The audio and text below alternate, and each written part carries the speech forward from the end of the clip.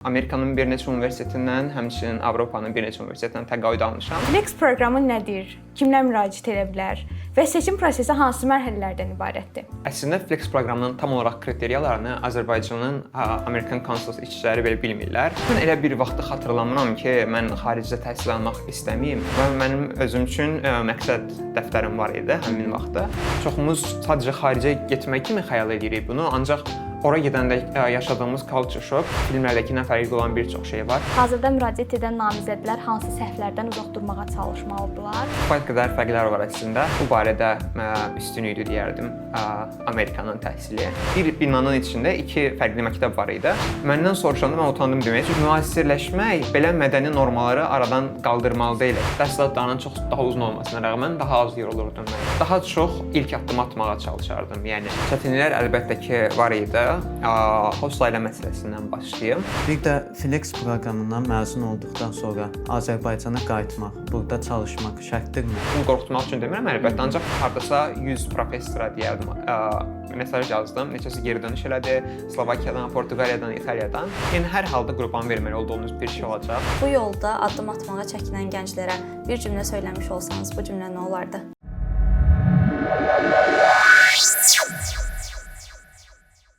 Salam, Mentify podkastının növbəti buraxılışına xoş gəlmisiniz. Bugünkü qonağımız Sumqayıtdan ABŞ-a, oradan isə Litvaya uzanan uğur hekayəsinə əsasən Flex proqramının məzunu, Kaunas Texnologiya Universitetinin mexanika mühəndisliyi tələbəsi, müəllim və mentor Rəşid Cəfərovdur. Xaricdə təhsil almaq həqiqətən filmlərdəki kimidir, yoxsa hər şey göründüyündən daha fərqlidir? Gəlin bugün bunu araşdıraq. Xoş gəlmisiniz Rəşid bəy. İlk sualım bu olacaq ki, sizi ilk dəfə görən izləyicilərimizə özünüzü necə təqdim edərdiniz? Salam, çox sağ olun belə qəşəng təqdim etdiyiniz üçün. İlk öncə təşəkkür edirəm belə bir platformanı açdığınız, belə yaxşı iş əlsə gətirdiyiniz üçün. Çünki düşünürəm ki, Azərbaycanda bunun qədər qayda axtaran tələbələrə, qayda olan belə deyim də, bir yol axtaranda baxa biləcəkləri bir yer yoxdur və bilirsiniz ki, hər ölkənin tələbələri üçün xaricdə təhsil üçün şərtlər olsun, ümumiyyətlə experience-ı çox fərqlidir. Onun üçün Azərbaycanda belə bir yer olduğunuz üçün təşəkkür edirəm. Biz təşəkkür edirik. Mən Rəşid Cəfərov, Sumqayıt Təbiət Elmləri təməlli gimnaziyanı bitirmişəm. Daha sonra uzun müddətli xəyalım olan Flex proqramına 11-ci sinifdə müraciət etmişəm və buradan qəbul almışam. 12-ci sinif deyirlər. 12-ci təhsil ilimi Amerikada, Alabama ştatının Huntsville şəhərində davam etdirmişəm. Bundan sonra bir çox universitetlərə müraciət etmişəm. Amerikanın bir neçə universitetindən, həmçinin Avropanın bir neçə universitetindən təqaüd almışam və mənə tam təqaüd verən Kaunas Texnologiya Universitetində mexanika mühəndisliyi üzrə hal-hazırda təhsilimi davam etdirirəm və hal-hazırda Bayraktar Technologies-də intern olaraq təcrübə keçirirəm. Maşallah, uğurlar arzulayıram sizə. İndi komanda yoldaşlarımız gəlib sizə suallarını təqdim edəcək, o şəkildə davam edəcək. Çox sağ olun. Salam Rəşid bəy. İlk növbədə çox sağ olun dəvətimizi qəbul edib gəldiyinizə görə. İlk sualım ondan ibarətdir ki, xaricdə təhsil hekayənizin əsas dönüş nöqtələrindən biri olan Flex proqramı olub bildiyimiz görə. Lakin bir çox gənc hələ də bu proqram haqqında kifayət qədər məlumata sahib deyil. Flex proqramı nədir? Kimlər müraciət edə bilər? Və seçim prosesi hansı mərhələlərdən ibarətdir? Çox sağ olun sualınıza görə. Flex proqramının açılışı Future Leaders Exchange proqramıdır. Yəni daha çox gələcəkdə öz ölkəsinə töhfə verə biləcək gənclərin seçildiyi bir illik mübadilə proqramıdır. Azərbaycanda 11-ci sinif tələbələri Flex-ə müraciət edə bilirlər. Seçim prosesi çox vaxt 10-cu sinifdən 11-ci sinifə keçən yayın avqust ayında və ya gecikəndə sentyabr ayında açılır. Bir neçə seçim mərhələsi var. Birinci seçim mərhələsi hələ ki qısa məlumat vermək istəyirsiniz, sonra daha elaborate eləyərik bunun üstündə. Birinci ümumi application olur, esselər olur. Daha sonra yarımfinala keçirsiniz. Yarımfinalda daha ətraflı esselər, daha ətraflı ingilis dili testi, sənədləşdirmə işləri və s. olur. Sonda isə finalistlər seçilir, hazırlıq olur. Flex-ə getməmişdən qabaq, sonra da bir illik tələbələr Amerikaya yollanırlar. Çox təşəkkür edirəm. İndi isə növbəti sualıma keçmək istəyirəm. Xaricdə təhsil almaq arzusu sizdə nə zaman formalaşdı və bu arzunu reallaşdırmaq üçün hansı addımlar atdınız? Çox maraqlıdır bu sualı cavablandırırsanız. Əslində mən elə bir vaxtı xatırlamıram ki, mən xaricdə təhsil almaq istəmiyim. Belə deyərdim, mən orta məktəb illərindən cəmiyyətə töhfə vermək mənim üçün ən əsas prioritetlərdən biri olub. Hətta deyərdim ki, mənə gələn, qazandığım uğurlar daha çox bunun yanında gələn faydalar olub. Mən orta məktəb illərindən, məsələn, könüllü fəaliyyətlərlə məşğul idim. Daha sonra könüllü keçdiyim illərdə könüllülərin koordinatoru olaraq pulsuz eventlər təşkil etməyə çalışırdım, təlimlər eləməyə çalışırdım. Yəni bir sözlə necəsə fayda vermək istəyirdim bizim gənclərə və düşündüm ki, xaricdə öyrəndiklərimi öz ölkəmizə tətbiq etmək, bunu eləməyin ən yaxşı yollarından biri olar. Çünki bilirsiniz, hər cəmiyyətdə inkişaf etdirilə biləcəyi nöqtələr olur və başqa ölkələrdə bunun daha yaxşı versiyalarını görüb öz ölkəmizə, öz gənclərimizə bunu anlatmaq, onların bunu tətbiq etməyinə kömək olmaq məncə ən yaxşı fayda verəcəyimiz yollardan biridir. Onun üçün xaricə yollandım. İlk öncə Amerika xəyalım var idi. Hətta sizə belə deyim, 9-cu sinifdə mən xatırlayıram, korona 10-cu sinifi, 9-10-a keçən yay idi, səhv eləmirəmsə, korona dövrü başlamışdı. Və mənim özüm üçün məqsəd dəftərim var idi həmin vaxtda. Və Flexə qəbul olmağa mən oraya yazmışdım. Məqsəd qoymuşdum. Belə-belə də davam elədim. Maşallah, çox təşəkkür edirəm sizə. Bir insanın hekayəsi minlərlə insana yol göstərə bilər və bizim hər podkastımız bir hekayədir. Biz isə həmin hekayələri daha çox gəncə çatdırmaq üçün çalışırıq. Bir kofe qədər kiçik bir dəstək minlərlə gəncin gələcəyinin söhbət başlanğıcı ola bilər. Əgər sən də bu təşəbbüsümüzün davam etməsini istəyirsənsə, virtual kofe alaraq bizə dəstək ola bilərsən. Ekranda gördüyünüz hesaba keçid edərək bu missiyaya dəstək ola bilərsiniz. İkinci salamlar Rəşid müəllim. Flex proqramı təhsil mərhələlərində çox saylı namizəd iştirak edir. Yalnız müəyyən sayda namizəd təəssüf ki, irəli getməyə bacarır. Sizin düşüncənizdə sizi digər namizədlərdən fərqləndirən xüsusiyyət nə idi? Belə deyim ilk öncə, əslində Flex proqramının tam olaraq kriteriyalarını Azərbaycanın American Consuls işçiləri belə bilmirlər. Yəni bunu sadəcə Amerikadakı qəbul prosesini yerinə yetirənlər bilirlər. Ancaq ümumi olaraq desəm, daha çox öz ölkəsində adından da bəlli olduğu kimi Future Leaders Exchange proqramında liderlik bacarıqlarını göstərə bilmiş, Amerikada öyrəndiklərini geri gəlib öz ölkəsinə tətbiq edə biləcək insanları seçirlər. Həmçinin daha outgoing, yəni daha sosial, mühitə aydınlıq, yeni mühitə uyğunlaşa biləcək. Çünki əslində çoxumuz sadəcə xaricə getmək kimi xəyal edirik bunu, ancaq ora gedəndə yaşadığımız culture shock, belə deyim, hətta orta məktəbə getdiyimiz üçün və yeni bir ailə ilə yaşadığımız üçün çox fərqli olur. Yəni filmlərdəkindən fərqli olan bir çox şey var. Bunlara adaptasiya ola biləcək, həm oradakı dostları ilə yaxşı əlaqə qurub, həm də gəlib eyni işləri burada tətbiq edə biləcək insanları seçirlər. Əsas kriteriya bunu deyərdim. Bir çox insan ingilis dilinin əsas faktor olduğunu düşünür, hansı ki belə deyil. Hətta belə deyim sizə, əgər digər nəticə dediyim, yəni xarakteriniz və ya özünüzü inkişaf etdirdiyiniz digər sahələr Flex proqramına uyğundursa, ancaq ingilis dil səviyyəniz yetərli deyilsə, qəbul olduqdan sonra sizi bir aylıq Moldovaya yenə hər şeyi qarşılayaraq ingilis dili kampına yollayırlar ki, ingilis diliniz orada yaşamağa uyğun olsun. Yayda bir il Moldovaya yollanırlar, sonra da hər kəslə bir yerdə Amerikaya gedirlər. Çox sağ olun cavabınız üçün. Rəşid bəy, mənim sualım bu olacaqdı ki, Flex proqramına hazırlaşarkən etdiyiniz və bugünkü təcrübənizlə yanaşdıqda düzgün hesab etmədiyiniz hər hansı bir addım olubmu? Və hal-hazırda Flex proqramına müraciət etmək istəyən tələbələrə, yəni bu addımı izah edə bilərsinizmi ki, nə dərəcə düzgün şəkildə yerinə yetirə bilərlər? Hazırda müraciət edən namizədlər hansı səhvlərdən uzaq durmağa çalışmalıdırlar? Nə tövsiyə edərdiniz bu barədə? Çox sağ olun sualınız üçün. Əslində mən Flexi kifayət qədər çox istədiyim üçün mən deyərdim ki, kifayət qədər diqqətli idim. Yeni müraciət edəcək tələbələrə vaxtlı-vaxtında application-a başlamağa tövsiyə edirəm. Çünki bəzən gözlədiyimizdən çox çəkir. Esslər yazmaq, sənədləri hazır eləmək, daha rahat vaxt olduqda daha yaxşı özümüzü təqdim edə bilirik. Ən əsas bunu tövsiyə edərdim. Əgər mümkündürsə, bundan əvvəl Flexdə iştirak etmiş iştirakçılarla əlaqəyə keçməyi və ya hal-hazırdakı podkastımız kimi dinləməyi, onlardan öyrənməyi tövsiyə edərdim. Belə bir deyim var. Ağıllı insan öz səhvlərindən, öz təcrübələrindən, daha ağıllı insan həm özünün, həm başqalarının təcrübələrindən öyrənir. Axmaq insanlar sonuçta hər şeyi bilirlər. Ona görə kifayət qədər araşdırmağı və erkən başlamağı tövsiyə edirdim.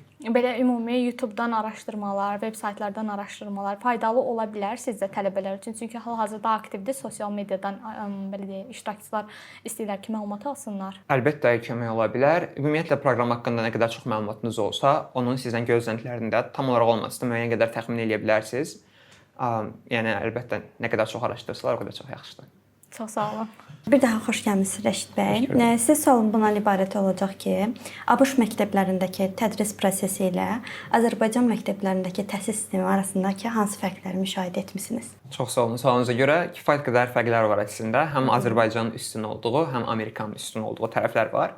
İlk öncə Amerika təhsil sistemində daha çox bəyəndiyim tərəflərdən başlayım. Amerikanın təhsil sistemi nəinki Azərbaycana, Avropaya nəzərən çox-çox daha hərtərəflidir.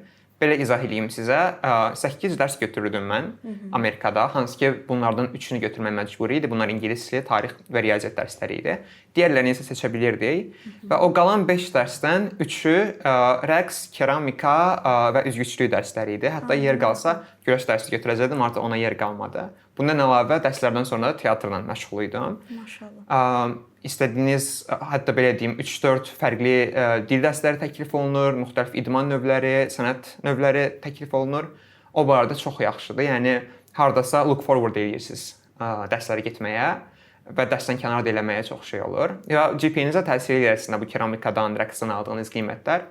Hər ilin axırında keramika əsərlərimizdən sərgi olurdu, ondan sonra rəqs şou olurdu, teatr şou olurdu. Bu barədə çox yaxşı idi. Müəllimlər çox səmimi idilər.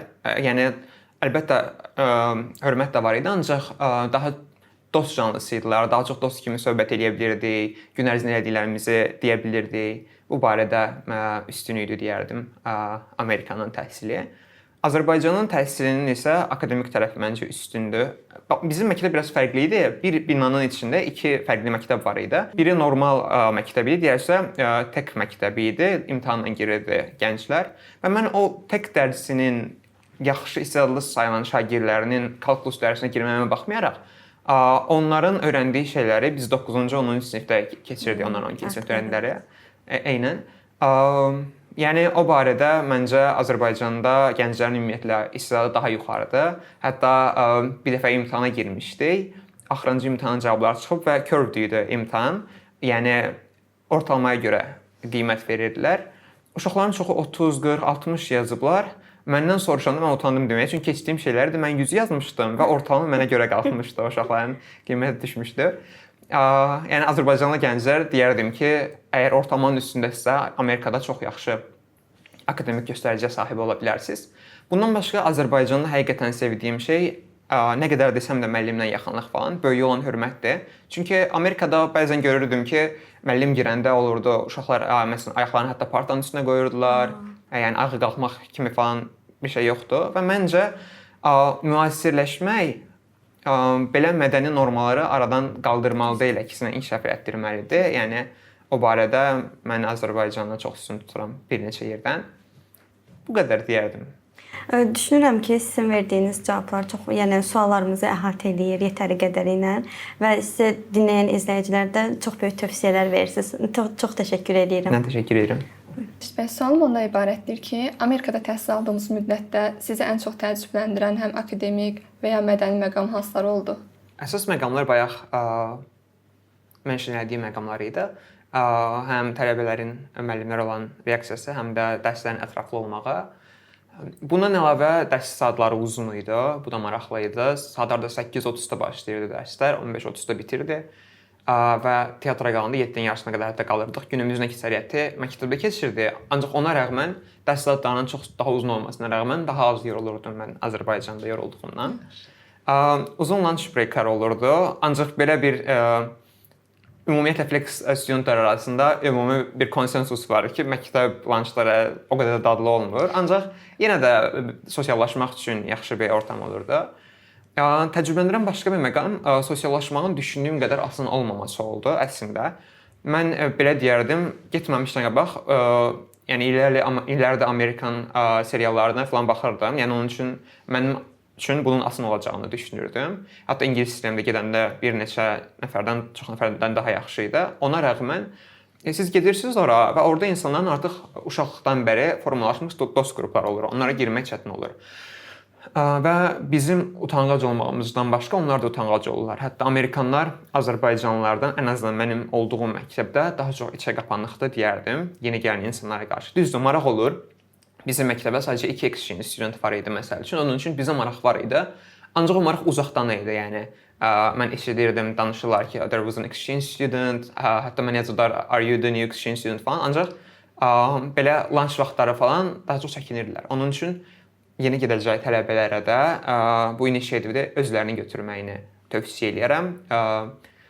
Hətta bayaq məndən soruşdular nəyi fərqli eləyərdi. Müraciət prosesini yox, amma Flexdə olduğum müddətdə daha çox ilk addımı atmağa çalışardım. Yəni məsələn, skulda lunch vaxtı olur. Lunchımı götürüb gəlib, salam mən təzə studentam, söhbət eləmək istəyirsinizmi kimi addımlar atmaq lazımdır. Əsas bu məqamları deyərdim. Bir də ümumiyyətlə əlbəttə culture shockda yaşadım orada. Yeməklərindən tutub danışıqlarına, gündəlik aktivitetlərinə qədər çox şey fərqli idi. Bu qədər. Çox sağ olun cavabınız üçün. Növbəti suala keçid etmək istəyirdim ki, bildiyimiz kimi bəylərdə əsgərlik məsələləri də gündəmdə olur və sizin üçün necə düşünürsünüz 12-ci sinifi Amerikada təhsil almaq və daha sonra bakalavr təhsili almaq, daha sonra əsgərlik məsələlərində hər hansı bir problem yaratdımı və bu problemlərə dəyərmi idi bir növ? Çox sağ olun. Əslində Flexə getməyə çox şeyə dəyərdi. Bəziləri hətta mənə deyir ki, birini itirdin, ancaq cavabım olur ki, hara tələsirik, yəni nəyi itirdim? Yəni həyatımın ən gözəl illərindən biri idi bəlkə də. Əsgərlik məsələsi heç problem olmur. Proses necə olur? Çox vaxt siz Flexdən bərabər 11-ci sinifdə həm də universitet imtahan verirsiniz. Əgər Azərbaycanda oxuyacaqsınızsa, məsələn, dil imtahanını verirsiniz. Burada bir universitetə qəbul olursunuz, sonra universiteti dondurub gedirsiniz Flexə.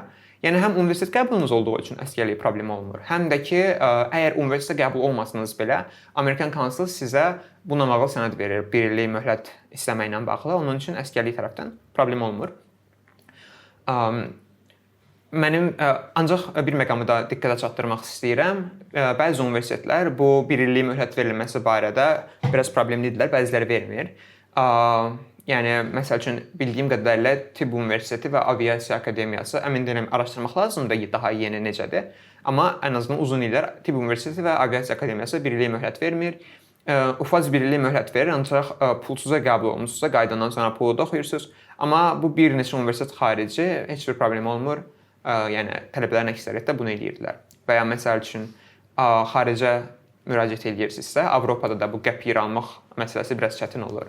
Bu nəzərə almaq lazımdır. Ancaq bu qədər, yəni elə də bir böyük bir problem olmur deyərdim. Yəni deyirsiniz ki, hər universitetin möhlət vermək üçün şərtləri fərqlidir. Onları araşdırmaq lazımdır. Eynən. Çoxunu ümumiyyətlə siz qəbul olanda əməkdaşlar, Flex əməkdaşları sizə bununla bağlı məlumat verirlər. Ancaq əksərilə dediyim kimi problem olmur. Sadəcə əgər məsələn mütləq deyək ki, Aviasiya Akademiyasında vermirsə və sizin xəyalınızdır Aviasiya Akademiyasında oxumaq, onda ya universitet təhsilini seçməyə ya da Flexdən qaydandan sonra bir də imtahan verməyə nəzərə almalısınız. Əgər qaydandan sonra imtahan verəcəksinizsə, Flex sizə normal tələbələrinin bir ay tez qayıtmağa icazə verir. Ancaq bu tövsiyə olunmur, çünki ümumiyyətlə Flexdə olarkən hətta ailə ilə belə az danışmağa tövsiyə edirlər. Əvvəllər mobil telefonun olmadığı vaxtlarda 2 həftədən bir öz ailələri ilə insanlar danışırdı. Mənə əvvəlcə təəccübü gəlmişdi bu. Ancaq orada ondan sonra başa düşdüm ki, evlə nə qədər çox danışırsansa, ora alışmağın o qədər çətin olur. Həmçinin əgər Azərbaycandakı bir imtahana hazırlaşırsansa filan, 2 fərqli dünya kimi olduğu üçün belə deyim, bir ağlınız burada olanda oradan tam olaraq zövq ala bilmirsiniz və oradakı ailəyə, oradakı dostlara tam olaraq uyğunlaşa bilmirsiniz. Onun üçün ən yaxşısı bunları nəzərə alıb getməkdir. Bir növ sizin adaptasiya prosesinizi asanlaşdırmaq üçün onu da ailənizlə əlaqə yaratmaq. İlk öncə sizi salamlayıram. Öz həmcinsimin belə uğurlara imza atması məni həqiqətən qürurlandırdı. Sualım belədir ki, yeni bir ölkəyə, fərqli bir host ailəyə və məktəb mühitinə uyğunlaşmaq sizin üçün nə dərəcə çətin idi? Bu prosesdə qarşılaşdığınız əsas çətinliklər necə aradan qaldırdınız? Çox sağ olun xoş sözləriniz üçün. Çətinliklər əlbəttə ki, var idi. Host ailə məsələsindən başlayım. Gedəndə düşəcəyiniz host ailəni seçə bilmirsiniz. Host ailələr tam olaraq könüllü olaraq sizi host eləyirlər. Bunun qarşılığında heç bir vacib almırlar. Hansı ki, çox gözəl bir inisiativdir bu da. Mənim host ailəm yalnız bir nəfərdən ibarət idi. Keçmiş hərbiçi idi. Onun üçün mənim təcrübəm biraz fərqli idi, deyərdim. Ancaq əgər sizi host edəcək insan, yəni normalda host ailələr bir neçə yoxlanışdan keçirlər. Həm background yoxlanışından keçirlər, məhkumluqların olub-olmamağı ilə bağlı intervyulardan keçirlər. Yəni hər adam host ailə ola bilmir. O barədə də gələcək tələbələrin və ya ailələrin narahatlığı varsa, olmamaqlarını tövsiyə edərdim. Əgər sizi host edəcək insan sadəcə bir nəfərdən ibarətsə, bir də sizinlə birlikdə başqa bir exchange student-u da host eləməyə qərar verirsə, ancaq o halda sizin razılığınız alınır, həm sizin, həm ailənizin. Biz də razılıq vermişdik. Əgər host ailədə problem çıxdıqda da bizim lokal koordinatorlar olur. Hansı ki, host ailə ilə bağlı olan istənilən problem olsun, məktəblə bağlı olan problem olsun, onlara çatdıra bilirik. Onlar əllərindən gəldiyi qədər həll yolu tapırlar. Həll yolu tapa bilməsələr də ailəni dəyişirlər. Əlbəttə asan deyil. Çoxumuz bir ailədə doğuluruq və onunla böyüyürük. Tamamilə yeni bir ailəyə uyğunlaşmaq, ona ailə kimi yanaşa bilmək çətindir. Bu ailədən də asılıdır əlbəttə. Mənim üçün ilkin bu host ailəmə adaptasiya olmaq çətinlik yaratmışdı. Sonradan mənim host ailəm dəyişdi. Növbəti host ailəmdə isə hər şey çox əla idi. Çalışırdım mən daha çox otağımda qalmayım, onlarla söhbət eləyim. Hansı ki, çox əhəmiyyətli bir nüansdır bu. Onlara da, çünki onlar qapılarını sizə açırlar, ancaq siz bütün gün evdəkilərlə danışsanız, onlarla bir şeylər eləməyə çalışmasanız, onlar üçün də disappointing olur bu. Yəni sizdən çox şey asılıdır. Məktəb mühitinə uyğunlaşmağa qalanda, məktəb mühitinə uyğunlaşmaq elə də çətin olmadı deyərdim. Tək çətin tərəfi necə sosiallaşacağını figure out eləmək idi. Onu da həll edəndən sonra elə də bir çətinlik qalmır. Bir də Flex proqramından məzun olduqdan sonra Azərbaycana qayıtmaq, burada çalışmaq şərtdirmi? Xeyr, Flex-dən məzun olduqdan sonra Azərbaycanda çalışmaq və ya burada oxumaq kimi heç bir məcburiyyət yoxdur. İstəsəniz Azərbaycanda, istəsəniz Amerikada, istəsəniz Avropada oxuya bilərsiniz. Yeganə şərt odur ki, əgər siz Amerikada düz hal-hazırda green card ləğv olunub bildiyim qədərilə, ancaq məsələn green card'a müraciət edəcəksinizsə və ya Amerikada iş vizasına müraciət edəcəksinizsə, yəni uzun müddətli Flex-dən sonra Amerikada qalmaq istəyirsinizsə, bundan əvvəl öz ölkənizdə 2 il vaxt keçirməlisiniz. Bunun da səbəbi nədir? Adı exchange proqramdır. Necə ki, Azərbaycandan öyrəndiklərinizi Amerikada göstərirsiniz. Onlar gözləyirlər ki, Amerikadan öyrəndiklərinizi də gəlib Azərbaycanda tətbiq edəsiniz. Yeganə şərti budur. Bu da xüsusi hallarda waive eləmək, yəni bunu bu tələbdən azad olmaq mümkündür. Məsələn, səhv eləmirəmsə, ya Azərbaycandan sizin üçün xüsusi bir məktub yazılmalıdır, ya xaricdə qəbul olduğunuz iş yerindən sizin çox əhəmiyyətli bir işçi olduğunuzla bağlı. Ancaq yeganə tələb budur. Çox sağ olun. Sağ olun. ABŞ təhsilindən sonra niyə məhz Avropanı, Litvanı seçdiniz? Mexanika mühəndisliyinə marağınız nə vaxtdan yaranmışdı? Əsas səbəblərdən biri deyərdim ki, məndə artıq Amerikanı görmüşəm. Görək Avropada təhsil həyat necədir oldu. Bundan əlavə mənim universitetim mənə tam təqaüd təklif eləmişdi. Onun üçün ən məntiqli seçim həm də bu idi. Mexanika mühəndisliyinə qalanda mən orta məktəblərdən riyaziyyat olimpiadalarında iştirak etmişəm və beynəlxalq olimpiadalara hazırlıq üçün Təhsil Nazirliyinin qurduğu qruplardaydım qalib olandan sonra. Onun üçün riyaziyyata həmişə marağım var idi və riyaziyyatla əlaqəli bir şey seçmək istirdim. Bundan əlavə də daha çox fizikaya, astrofizikaya marağım var idi. Bəlkə də izləyicilər bilər, Carl Saganın kitablarını çox oxuyurdum mən. Onun üçün fizika ilə və riyaziyyatla əlaqəli bir şey seçmək istirdim. Amerikada təqaüd aldığım bir çox yerə fizika ixtisası üzrə müraciət etmişdim, hətta bəzilərini astrofizika üzrə. Ancaq Litvaya müraciət etdiyim universitetdə bu istəklərimə ən uyğun gələn həm riyaziyyatı, həm fizikanı özünə birləşdirən seçim mexanika mühəndisliyi idi. Və heç peşman deyiləm seçimimdən. Çünki dediyim kimi həm fizikamı, riyazi düşüncəmi burada tətbiq edə bilirəm. Ondan əlavə də öyrəndiklərim sadəcə praktikada, teoriyada qalmır, həqiqətən tətbiq edə bilirəm. Bundan başqa Litva mənə həmişə maraqlı olub. Avropanın hidden gemi kimi görmüşəm. Amerikada olduğum müddətdə də Litvan dostlarım var idi. Onlar çox tərifləyirdilər Litvanı. Yəni müraciət eləməyimin ilk növbədə səbəblərindən biri də bu oldu. Bu qədər deyirəm. Çox sağ olun, təşəkkür edirəm. Rəşid bəy, növbəti sualımıza keçək. Elə isə Litvada universitetə qəbul prosesiniz necə keçdi? Burada sənədlərin hazırlanması, universitet müraciəti və viza mərhələsində tələbələrin ən çox diqqət etməli olduğu məsləhətlər nə olardı sizcə? Belə deyim, bir çoxumuzun ağlında xaricə təhsil üçün IELTS və SAT-nin çox əhəmiyyətli olduğu var. Ancaq Litvada əlbəttə ingiliscə tələbi üçün IELTS tələb olunurdu və ekvivalent bir test. Ancaq Litva DIM imtahan nəticəsində tələb edir əslində. Litvada istənilən universitetə müraciət edəndə sizdən DIM nəticəsində istəyirlər. Ancaq SAT nəticənizin olması sizin üçün üstünlük yaradır, scholarship-ə müraciətiniz üçün üstünlük yaradır. İmtahan nəticələrini, akademik göstəriciləri mümkün qədər yuxarı tutmağa çalışmağa tövsiyə edərdim. Və mümkün qədər bunlardan əlavə olaraq liderlik qabiliyyətlərini inkişaf etdirəcək könüllülüklər olsun, proyektlər olsun, iştirak etməyə tövsiyə edərdim. Qəbul prosesində o qədər də həlledici rol oynamasa da, qəbuldan sonra təqaüd qazanmaq üçün belə şeylər də əhəmiyyətlidir çünki. Çox təşəkkür edirəm. Növbəti sualım ondan ibarət olacaq ki, siz DIM nəticəsi dediniz.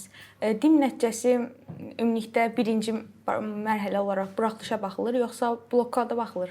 Hər ikisinə baxılır. Ümumi nəticəni tələb eləyir Litvanın təhsil sistemi bir çox xarici universitetdən fərqli olaraq. Ancaq elə də yuxarı bir nəticəyə ehtiyac yoxdur. Hazırki regulationlara çək eləyə bilərlər veb saytlarından. Çox vaxt 450-500 üzəri bal kifayət edir. Yəni minimum requirement əfərməmsə 400 üzəri yazılır, ancaq 500-dən yuxarı olanda kifayətdir əslində. Bundan əlavə əlbəttə ki, yəni tövsiyələrimdən biri heç vaxt bir universitetə müraciət edib ona kifayətlənməməkdir. Xaricdə oxumaq istəyirsə, çünki nə qədər də əmin olsanız, bəzən bir sənəd çatışmamazlığından olsun, bunu qorxutmaq üçün demirəm əlbəttə, ancaq hər şey ola bilər və həmin ilki qəbul prosesinin prioritetlərinin dəyişməyindən olsun, nəticə hər cür ola bilər. Onun üçün bir neçə yerə müraciət etmək lazımdır. Onun üçün əgər xaricdə təhsil almaq əsas prioritetinizsə, əlbəttə ki, SAT imtahanını yaxşı verməyi mən tövsiyə edərdim. Çox təşəkkür edirəm. Sağ olun. Dil sertifikatları və yüksək akademik göstəricilər xarici təhsil üçün nə dərəcədə həllədicidir? Könüllülük, sosial layihələr, liderlik və digər dərsdən kənar fəaliyyətlər qəbul prosesində hansı rol oynayır? Dil sertifikatı bir çoxlarında belə bir belə deyim də misconception var ki, dil sertifikatı nə qədər yuxarı olsa qəbul şansı o qədər çox olur. Əslində dil sertifikatı əlbəttə əhəmiyyətlidir və üstünlük yaradır. Ancaq unutmayaq ki, dil sertifikatı sizin akademik göstəricinizin belə deyim də bir inkası deyil. Dil sertifikatı sadəcə sizin oradan kommunikasiya eləyə bilməyəcəyinizi göstərir. Mən 2021-ci ildə vermişdim IELTS testini, 7.5 almışdım. 2023-cü ildə də təhsilimə başlamışdım. Əhəmiyyətlidir dediyim kimi, amma ən əhəmiyyətli faktor bu deyil. Daha çox siz əgər DIM-lə müraciət edirsinizsə, DIM nəticəniz, orta məktəb attestat qiymətləriniz, yəni ümumi fənlərdən orta məktəbi necə bitirdiyiniz və ya SAT-ilə müraciət edirsinizsə, SAT nəticələriniz əhəmiyyətlidir. Könüllülüklərə, sosial fəaliyyətlərə qalanda əlbəttə ki, həmişə bu bir üstünlükdür. Müraciət etdiyiniz universitetdən çox şey asılıdır. Daha çox mən deyərdim ki, liderlik bacarıqlarınızı inkişaf etdirəcək aktivitetlərdə iştirak etmək tövsiyə olunur. Ancaq əlbəttə ən birinci könüllü olmadan, ən birinci o layihələrdə sadə bir iştirakçı olmadan yaxşı bir lider olmağı da bacarmaq mümkün deyil məncə. Hətta Napoleon Hill'in Think and Grow Rich kitabında belə bir deyim var. Deyir ki, if you're not a good worker, əgər yaxşı bir işçi deyilsənsə, you cannot be a good businessman, yaxşı bir biznesmen ola bilmərsən. Onun üçün mümkün qədər mən məsələn özüm 9-cu sinifdə, yoxsa 8-ci sinifdə oxuyarkən başlamışdım könüllülük eləməyə. Yəni hardasa 9-10-cu siniflərdən könüllülüklərə, liderlik proyektlərinə vaxt qaldığı qədər iştirak etməyi tövsiyə edirəm. Əlbəttə ki, əgər belə deyim, siz bütün fokusunuzu akademiyaya verirsinizsə və çox yaxşı nəticələriniz varsa, yenə də əlbəttə ki, Avropa universitetlərinə xüsusən şansınız böyükdür məncə qəbul olmaq. Ancaq təkcə qəbul üçün də yox. Yəni Avropaya gedəndə universitetdə bir çox klublarda iştirak edəcəksiniz. Günümüz dünyasında ümumiyyətlə networking həm işə qəbul olmaq üçün, həm bir çox şey üçün çox əhəmiyyətlidir. Onun üçün bunu orta məktəbdən formalaşdırmağa başlamaq məncə çox böyük üstünlük olardı. Çox sağ olun. Rəşid bəy, mən bilmək istirdim ki, Litvada təhsil və gündəlik yaşayış xərcləri orta hesabla hansı səviyyədədir? Misal, mən bir tələbəyəmsə və təqaüd proqramlarına müraciət etmişəmsə, yəni bundan tam olaraq necə yararlana bilərəm? Həmçinin təqaüd proqramları və tələbələr üçün iş imkanları bu xərcləri qarşılamaq baxımından nə dərəcə realdır? Çox sağ olun sualınız üçün. Birinci təqaüd proqramlarından başlayım. Litvanın özünün dövlət təqaüd proqramı var, ancaq bu təqaüd proqramı magistr tələbələri üçündür, bakalavr tələbələri üçün deyil. Mən hal-hazırda aldığım tam təqaüdü öz universitetim mənə təklif edib. Bəzən bəzi universitetlər göstəriciləri yuxarı olan tələbələrə tam və ya partial qismi təqaüdlər təklif edirlər. Bu da dediyim kimi həm imtahan nəticələrinizdən, həm digər sosial fəaliyyətlərinizdən asılı olur. Birinci Litva dövlət təqaüdündən başlayım, magistrlar üçün olan. Litva dövlət təqaüdü sizin bütün universitet xərclərinizi qarşılayır və bundan əlavə sizə məsələn bu il üçün aylıq 592 avro ayırır. Hansı ki Litva üçün kifayətdir bu. Əgər xüsusən dormlarda qalırsınızsa, yəni yataqxanalarda qalırsınızsa, çox daha rahat olacaq işiniz və mən tələbə yataqxanalarını tövsiyə eləyirəm. Çünki çox səliqəli olurlar, bir şeyə ehtiyacınız olanda yanınızda başqaları olur. Ümumi qiymətdən sizə məlumat versəm, məsələn mən hal-hazırda Litvanın 2-ci ən böyük şəhərində Kaunasda təhsil alıram. Bizdə yataqxana qiymətləri 110 avro ilə 310 avro arasında dəyişir. Məsələn, ortalama götürsək 200 avroluq bir yerdə qalsaz, yenə də bu təqaüddən sizə 400 avroya yaxın bir pul qalır. Hansı ki, bu aylıq xərcləriniz üçün, yəni aşırı çox xərcləmirsinizsə, kifayətdir. Mənim öz xərclərim aylıq 200-250 avro civarında olur deyərdim, əgər yataqxananı kənara qoysaq. Və universitet illiyini də universitet özü qarşılayır. Əlbəttə bunun üçün kəsiriniz olmamalıdır və ya bəzən şərt olur ki 6.5-dən yuxarı olsun ortalamanız 10 üzərindən. Yəni məncə hətta belə deyərdim, stres altında oxuya bilmirsinizsə, ya bunu inkişaf etdirməyə ya da başqa universitetlərdə düşünməlisiniz. Çünki kəsir almadan oxumaq bəzən bəzi tələbələr üçün gözləniləndən daha böyük stres yaradır və ya bəzən olur ki, məsələn 25% diskont alır tələbələr universitetdən, ondan gəlirlər, ancaq kəsir almamalıdırlar ki, o diskont davam eləsin və ortalamanı yuxarı saxlamalıdırlar. Belə faktorlar var, bunları araşdırmağı tövsiyə edərdim. Ondan əlavə Litva bir çox ölkədən, hətta 90%-nin Avropadan ölkələrin həm təhsili yaxşı olan, həm də ki yaşam xərcləri aşağı olan ölkələr sırasındadır və dediyim kimi hidden gemdir məncə. Bəs təqaüd proqramları və tələbələr üçün iş imkanlarında misal olaraq mən bir tələbəyəmsə və Litvaya yeni getmişəmsə, onlayn resurslar, mənbələr, istifadə edəcəyim hər hansı bir veb saytlar ola bilər. Yəni bu barədə məlumat verə bilərsiniz? Əlbəttə, dediyim kimi magistr tələbələri üçün ən optimal variant Litvanın dövlət təqaüdüdür. Bundan əlavə universitetlər dediyim kimi bakalavr tələbələrinə təqaüdlər təklif edirlər. Universitet daxili təqaüdlər də əslində kifayət qədər çoxdur. Hətta bir çox insan gəlmədən bunun fərqinə varmır. Məsələn, bizim universitetdə Talent Scholarship var. Göstəriciləri universitet daxilində ən yüksək olan tələbələr, əgər ortalamanız 10 üzərindən 8-dən yuxarıdırsa məsələn, ortalamanız qədər point alırsınız. Ondan əlavə məktəbin, daha doğrusu universitetin klublarında iştirak eləmisinizsə və ya başqa göstəriciləriniz varsa, onlar da sizə pointlər verirlər və qalib olsaz, hər semestr sizə 1000 avro ayrılır. Bundan əlavə universitet daxili klublar var, Gifted var, məsələn bizdə Skilled AI var. Hansı ki, seçmə tələbələri bu klubların bir parçası olurlar. Əlavə dərslər götürürlər, aktivitetlərdə iştirak edirlər və bu aktivitetlərdən əlavə aylıq 300 avro qədər təqaüd alırlar. Universitet daxili belə imkanlar da çoxdur. İş imkanlarına qalanda tələbələrin çoxu, əgər bakalavr tələbələrini nəzərdə tuturam, hələ öz ixtisasınızla bağlı çox məlumatınız yoxdursa, öz ixtisasınız deyil də daha çox məsələn kuryerlik eləyən tələbələr var, restoranlarda işləyən belə olur. Ondan sonra bəzi klublar olur ki, aylıq olmasa semestrlik 100 avro, 200 avro verirlər sizə aktivitetlərinizdən asılı olaraq. Başqa əgər magistr tələbəsinizsə, mən deyərdim ki, o qədər də çətin deyil öz sahəniz üzrə iş tapmaq. Əlbəttə asan da deyil, ancaq digər bir çox ölkədən mən Litvanın daha yaxşı olduğunu düşünürəm. Bir çox Avropa ölkəsi kimi Litvada daha çox öz yerlərini üstün tutur işə qəbul zamanı. Ancaq əgər göstəriciləriniz yaxşıdırsa və öz sahənizdə biliklisinizsə, xüsusən magistr tələbəsi olaraq, Məncə iş imkanları da kifayət qədər mümkündür. Bəs iş imkanlarında məsələn, misal olaraq magistr tələbəsi olub və yaxud da bakalavr tələbəsi olub, müəyyən iş saatları qrafikində işləmə kimi bir qayda qanun var. Yəni bunlara əməl olunmalıdır və yaxud da ki, necə bir şəkildə formalaşdırılır? Əslində Litva bu barədə bir çox ölkədən daha yaxşıdır. Bildiyim qədərilə bir çox ölkədə həftəlik 20 saat icazə verirlər xarici tələbələrə. Ancaq Litvada hamı olduğu kimi həftəlik 40 saat işləməyə icazə var.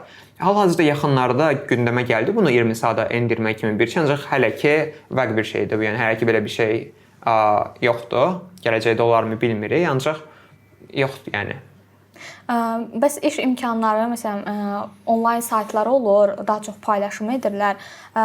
Yəni ki, orada araşdırıb müraciət etdikdə, məsələn siz özünüz müraciət etmisinizmi, geri dönüş olunubmu və yaxud da ki, nə dərəcə düzgün şəkildə istifadə olunur? Çünki dediniz ki, məsələn Litvada oxuyan tələbələr üçün xüsusi olaraq bir üstünlük ola bilər. Məsələn, xarici tələbə deyilsən, yəni yerli bir tələbəsən və daha çox ona üstünlük verə bilər bazar artımına görə. Yəni bu heç özünüz müşahidə etmisinizmi və yaxud da ki, necə bir təcrübə ola bilər? Bəli, etmişəm. Ümumiyyətlə xarici tələbələrin çətinliklərindən biri də bakalavr tələbələrinin iş internship tapmaq. Bir çox Avropa ölkəsində belədir, bildiyim qədərilə və Litvada bunlardan biridir. Ancaq əlbəttə ki, mümkündür. Daha çox LinkedIn istifadə olunur Litvada, bir çox ölkə kimi. Bir də onların özlərinin saytı var, CV Bankas gedir. Burada da elanlar kifayət qədər çox paylaşılır. Ən çox bu ikisi üzərindən baxmaq lazımdır. Və maraqlıdır ki, bəzən hətta məsələn mənim də başıma gəlib, müraciət eləmədiyim bir pozisiona recruiter özü mənə yazıb və təklif eləyib bir internshipi, paid bir internshipi, yəni ödənişli təcrübə proqramına. Yəni onun üçün LinkedIn hesabını aktiv tutmaq da məncə kifayət qədər önəmlidir. Və əgər qayıtsaydım, mən nəyi dəyişdirərdim deyə soruşsanız, Litvada birinci ildən onsuz kifayət qədər aktiv idim. Ancaq daha çox aktiv olub, məsələn bizə Formula 1 tim var. Tələbələr elektron forma maşını düzəldirlər, sonra başqa ölkələrə səyahət edirlər, yarışlarda iştirak edirlər. Bundan əlavə öz ixtisasına bağlı qatıla biləcəyiniz bir çox eventlər olur. Hətta olur bəzən çoxlu e-maillər alırıq, müxtəlif yerlərdən baxmırıq e-maillara.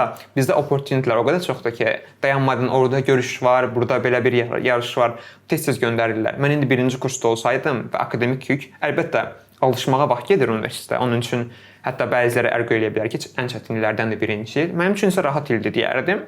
Və o boş vaxtdan nisbətən istifadə edib mümkün qədər çox yerdə iştirak etmək lazımdır. Hətta təcrübə proqramına mən başlayandan sonra vaxt əlbəttə limitli olur və yeni başlayan tələbələrə deyərdim ki, əgər vaxtınız olmadığını düşünürsünüzsə, əmin olun ki, hələ ki vaxtınız var. Ona görə mümkün qədər iştirak etməyə çalışın belə şeylərdə. Çünki məzun olandan sonra heç kim pulsuz işləmək də istəmir və ya belə klublara ayıracaq vaxtları da olmur, akademik klublara. Onun üçün universitetdən bu şəkildə maksimum yararlanmaq lazımdır. Ümumiyyətlə çox insan düşünür ki, universitetə qəbul olmaq ən böyük məqsəddir və qəbul olandan sonra biraz boşluğa düşürlər. Çünki bizə uşaqlıqdan hətta deyərdim ki, aşağı siniflərdən tövsiyə olunub ki, yaxşı qiymətin olsun, yaxşı universitetə qəbul ol. Ondan sonrasını çox xəyal eləmirik. Ancaq o universitet daxilində elədiklərimiz, hətta Azərbaycanda oxuyursunuzsa belə mən deyərdim, atıram hansı universitet deyə, Bakı mühəndisliyi oxuyursunuz, amma çox aktivsiz, ortamınız yaxşıdır, proyektlərdə iştirak edirsiniz. Məncə siz magistr müraciət olsun və ya ümumiyyətlə gələcəkdə daha böyük imkanlara sahib olacaqsınız. Nəinki Avropada oxuyursunuz, amma bir şeylər eləmirsiniz. Onun üçün kifayət qədər aktiv olmaq lazımdır məncə. Belə başa düşdük ki, əgər ki universitet müddətində 4 il ərzində həm təcrübə cəhətdən, həm belə bizim gözləntilərimiz cəhətdən hər tərəfli şəkildə inkişaf etmək önəmlidir. Yəni fərqi yoxdur hansı ölkə olur olsun. Eynən. Çox sağ olun cavablarınız üçün. Təşəkkür edirəm. Düşünürəm ki, tələbələri yəni maraqlandıran digər bir sual da ondan ibarət olar ki, universitetdən əlavə hansı fəaliyyətlərdən daha doğrusu istifadə edirsiniz? Mən universitetdə bir çox hal-hazırda universitet klublarının parçasıyam. Məsələn, mən bir semestr Türkiyədə Marmara Universitetində Erasmusda iştirak etmişəm. O haqqında indi danışacağam. Oradan qayıtdıqdan sonra universitetin Exchange Counselors deyə bir klubunun parçasıyam. Belə ki, Erasmusa getmək istəyən tələbələrlə öz təcrübələrimizi bölüşürük, onlara mentorluq eləyirik. Bundan əlavə eventlər təşkil eləyirik. Hazırki bizim universitetə gələn Erasmus tələbələri ilə Erasmusda olmuş və Erasmusa getmək istəyən bu 3 kateqoriyadakı tələbələri bir-birləri ilə network eləməklərinə kömək edirik. Ondan əlavə Azərbaycan Star Studio ilə qrup eldirirəm və hətta belə deyim, qrup elder olmağımız üçün də bizə semestr sonunda ödəniş edilir, scholarship ayrılır, həmçinin exchange counselorsa. Bundan əlavə universitetdə Mathematics 1, Mathematics 2, bir də Theoretical Mechanics dərslərini tutor edirəm. Onun üçün aylıq məvacib ayırılır keçdiyiniz dərs saatlarına uyğun olaraq. Bundan əlavə mənim parçası olmadığım, ancaq başqa eləyə biləcəyiniz şeylərə student ambassador olmağa misal göstərə bilərəm. Hal-hazırda KTU admissions yazsaz və sayta girsəz, sağ altda görəcəksiniz ki, message button gəlir. Hal-hazırda universitetdə oxuyan tələbələrindən mesajlaşıb onlardan birə-bir məsləhət ala bilirsiniz bizim universitetdə. Eynən. Və məsələn mən müraciət eləsəydim student ambassador olmağa, onun üçün də scholarship almaq mümkündür, həmçinin maraqlı təcrübədir. Bir çox klub var. Bayaq mention etdiyim kimi Gifted, Skilled kimi klublarımız var. Nədir bunlar? Universitetdən bütün branşlar üzrə deyim, bütün təhsil proqramları üzrə cəmi 30 nəfər seçilir hərəsi üçün aşağı-yuxarı və bu tələbələrə görüşlər təşkil olunur professionallarla, əlavə dərslər götürürlər, aylıq məvacib alırlar və məsələn məhz Gifted tələbələri məzun olduqdan sonra rektorun tövsiyə məktubu ilə birlikdə məzun olurlar. Yəni bu kimi imkanlar çoxdur. Bundan əlavə bir semestr Türkiyədə Erasmus Plus proqramına müraciət etmişdim. Hansı ki çox xoş bir təcrübə olmuşdu. Kifayət qədər yaxşı məvacib də ayrılırlar, orada aylıq scholarship alırsınız. Qayıdandan sonra dediyim inisiativlərin parçası ola bilirsiniz. Növbəti semestrdə internship üçün Portuqaliyaya yollanacağam. İnşallah. Bu internship məsələsi biraz tələbələrin yaralı yeridir deyərdim. Çünki Avropada oxuyarkən dediyim kimi yerlilərə üstünlük verirlər, çətin olur internship tapmaq. Mən onun üçün nə etdim? Bizim universitetin partnerliyi qurduğu universitetlərin siyahısına baxdım, girdim səhifələrinə və bəyəndiyim mövzuda araşdırmaları olan hardasa 100 professora deyərdim, mesaj yazdım, neçəsi geri dönüş elədi, Slovakiyadan, Portuqaliyadan, İtaliyadan. Ondan sonra mənə ən çox uyğun olan və daha çox care elədiyini hiss etdiyim professorları seçdim və inşallah gələn il Erasmusa gələcəm. Əgər Avropada oxuyursunuzsa, Erasmusa qəbul olmaq Azərbaycandan çox daha rahatdır. Competition çox az olur və requirement də çox az olur.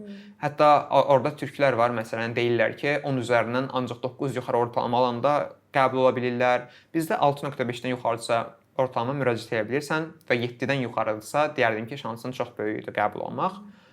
Məsələn, bundan əlavə qısa müddətli Erasmus proqramları olur bizdə. Mən bura gəlmədən əvvəl bir həftə Polşada idim. İntensiv orada biznes dərsləri keçirilir bizə, şəhər turu oldu filan. Onun üçün də lazımdan da artıq hətta deyərdim scholarship ayrılırlar. Yəni bu barədə çox üstündür məncə Avropa universitetləri. Ətraflı məlumatınız üçün çox təşəkkür edirəm və belə başa düşürəm ki, hər hansı bir uğura gəlib çatmaqdan ötürü müəyyən çətinliklərdən keçmək lazımdır və digər sualımı da elə bu mövzuya toxunaraq vermək istəyirəm ki, həmin çətinliklərdən biri də ailə ilə bağlı, ailə üçün darıxmaq bir çətinlikdir və bu çətinliklərlə rastlaşdığınız zaman, yəni darıxdığınız zaman o hissdə necə onun öhdəsindən gəldiniz və həmin hissi yaşayan tələbələrə tövsiyələriniz nədən ibarət olar? Çox sağ olun.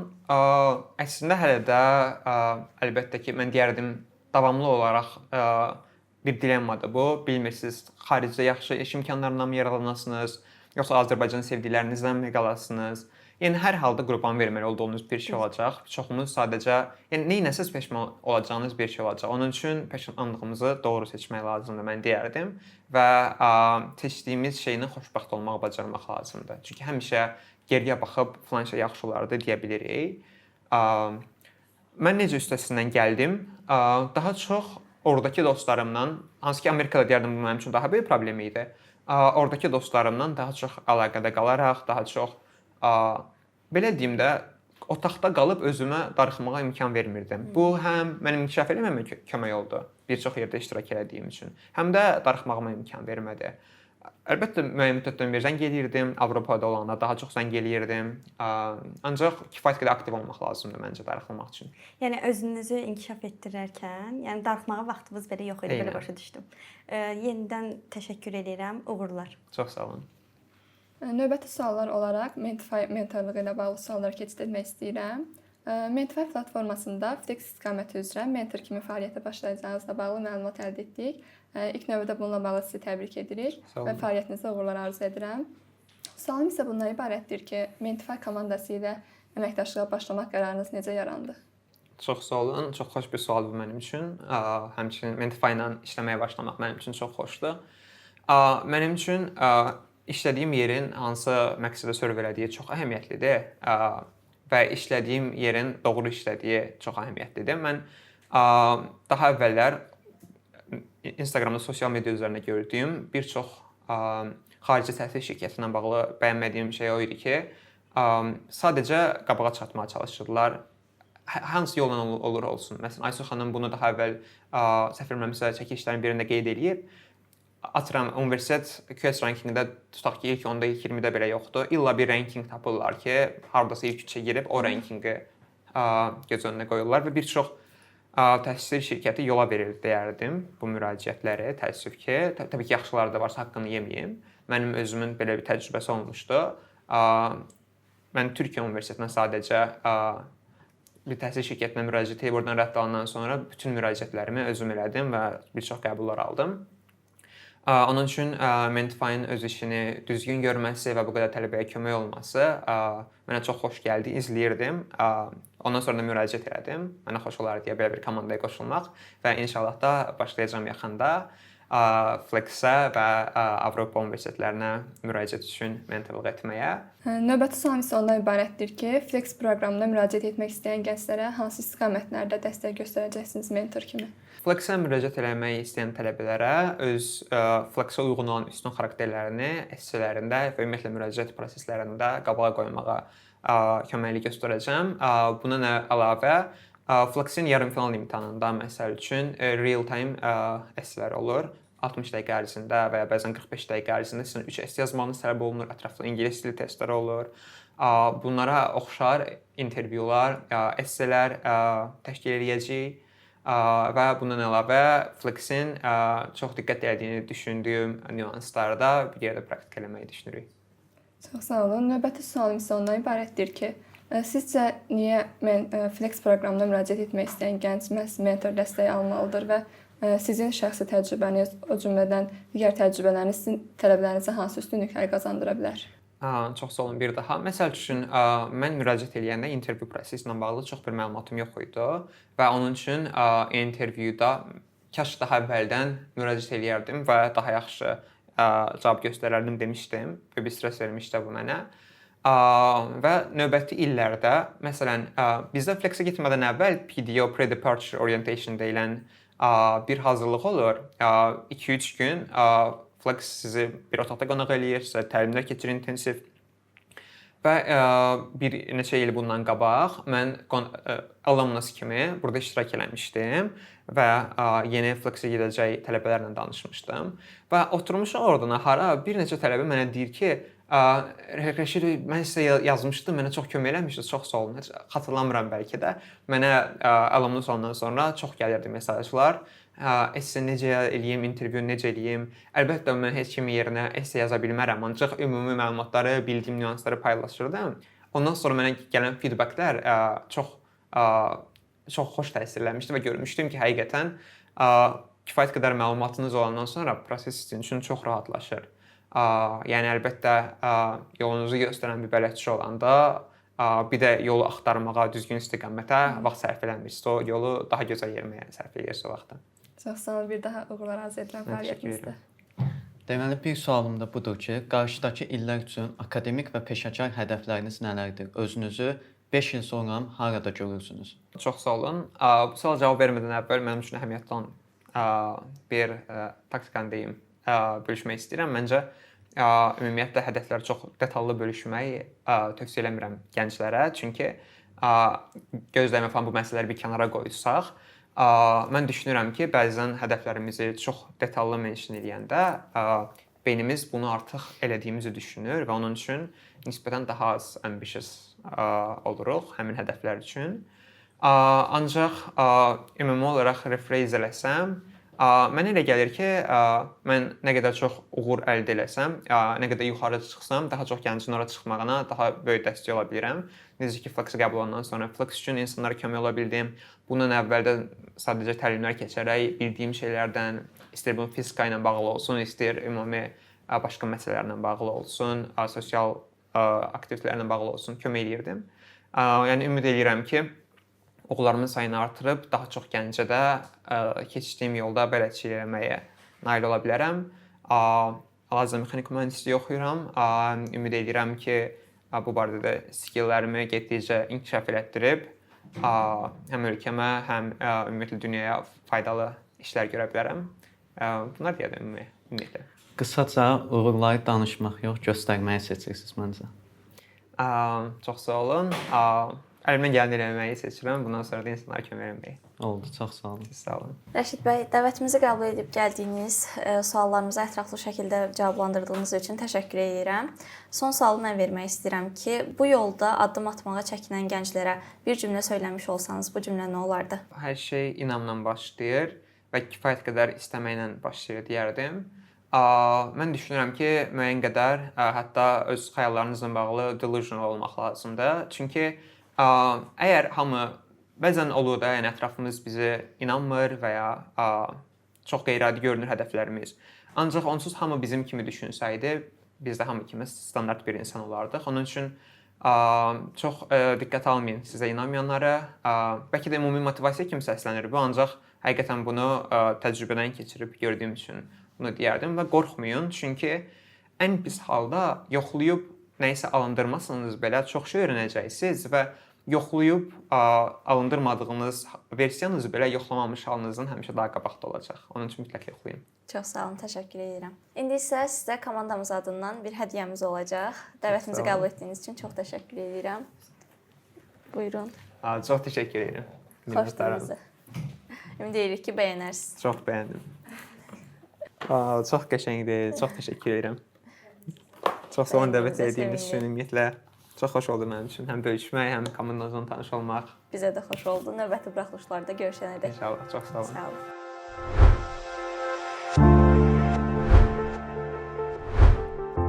Rəşid bəy, bizim bugünkü oyunumuz bir şəkil bir hekayə oyunudur. Biz sizə bir şəkil göstərəcəyik və sizin üçün maraqlı olan bir hekayəni bizimlə bölüşəcəksiniz. Hazırsınızsa başlayaq.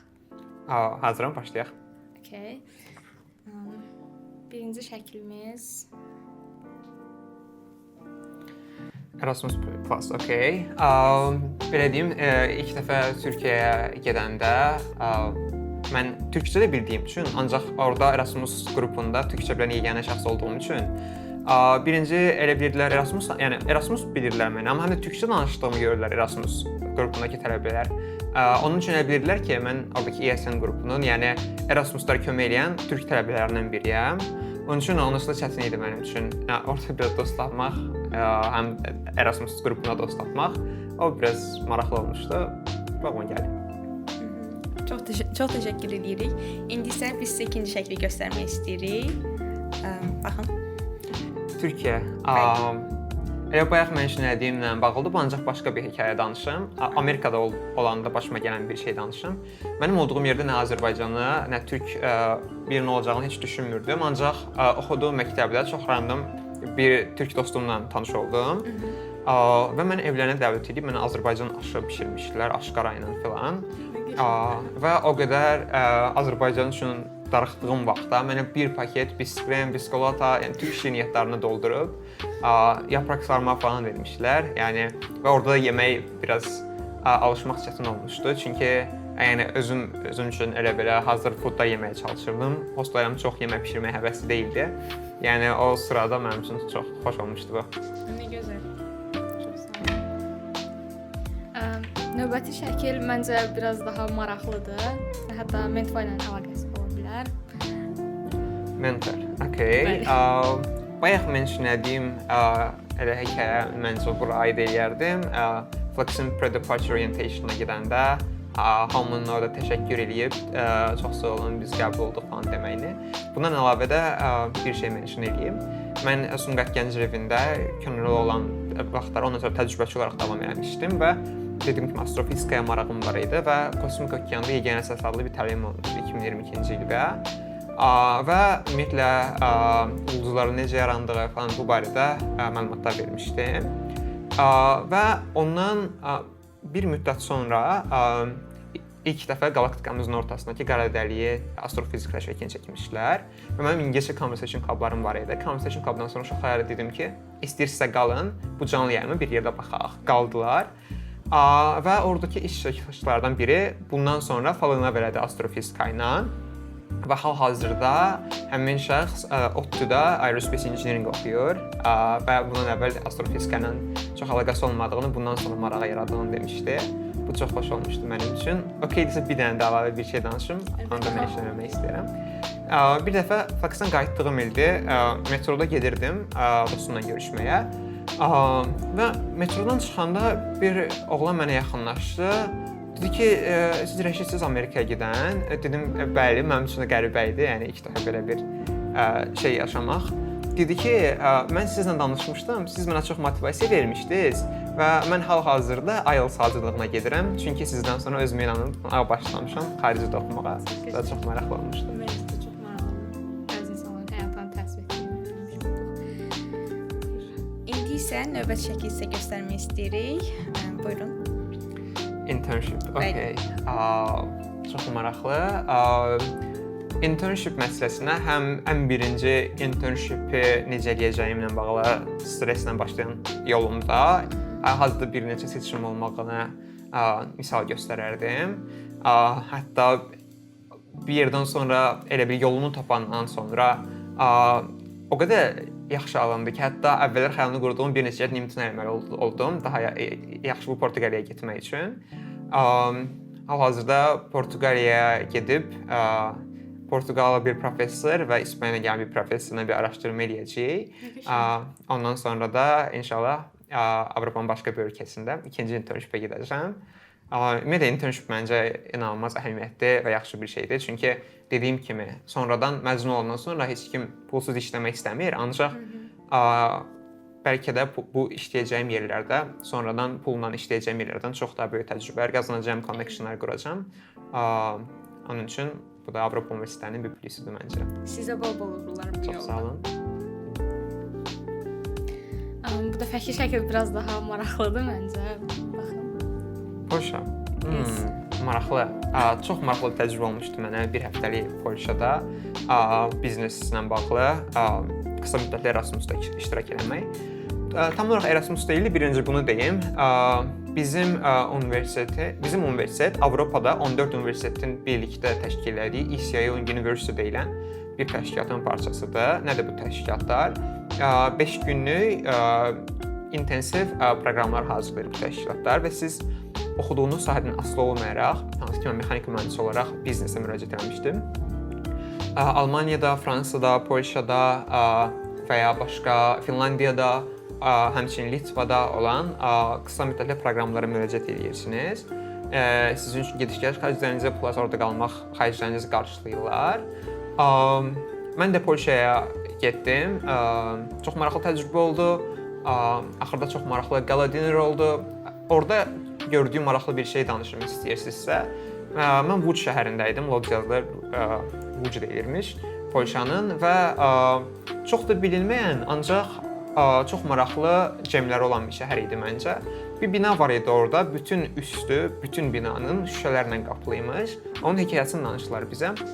Sən demə, o binada yaşayan bir qadının qızına diaqnoz qoyulur və o qızın görməsini böyük ehtimal itirəcəyi deyilir. O da görməsini itirməmiş, onun anası bütün binanı şüşə ilə qaplayır. Qızımın gözünü düzəldə bilmərəmsə, dünyadakı bütün işığı onun üçün bir araya gətirərəm demək məqsədiylə. Ancaq çox şükür ki, sonra qız görməsini də itirmir, ancaq o sənət əsəri hələ də ucda durur. Çox maraqlı idi məncə. Bəli. İndi isə bu şəkil haqqında ağzınıza ilk gələn hekayə. Tim, okey, buna Sumqayıt Gənclər evindəki təcrübə keçdiyim vaxtdan məncə misal göstərə bilərəm. Əslində bir çox teamworkdan misal göstərə bilərəm, amma mənim üçün bu teamwork'un ən əsasının başladığı yer ora olmuşdu. Bunu dana bilmərəm. könüllü olduqdan sonra oradakı könüllülərə koordinatorluq eləyib, hətta belə deyim, əsas işlərdən biri işdən çıxdıqdan sonra bir saat 2-dən saat 8-ə 9-a qədər qalıb könüllülər üçün proqramlar düşünməyə çalışırdıq, abonentlər düşünməyə çalışırdıq. Tam ödənişsiz idi bu 6 ay boyunca. Ən maraqlı təcrübə məncə bu olmuşdu ki, bir dediyim kosmik okeanda yeganə əsas təlimi, bir də 21 günlük öz aramızda qısa bir challenge başlatmışdım.